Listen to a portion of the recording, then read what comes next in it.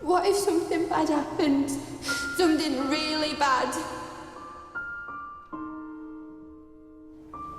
I'm not strong enough to deal with it all on my own.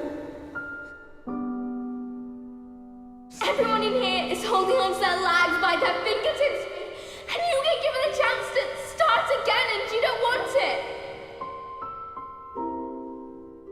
Would you stop thinking about what everyone wants? Stop thinking about what I want, what he wants, what your parents want. What do you want? What do you want? My instinct said that you see yourself as a fragile thing, like a little broken bird sloshing around in a bottle.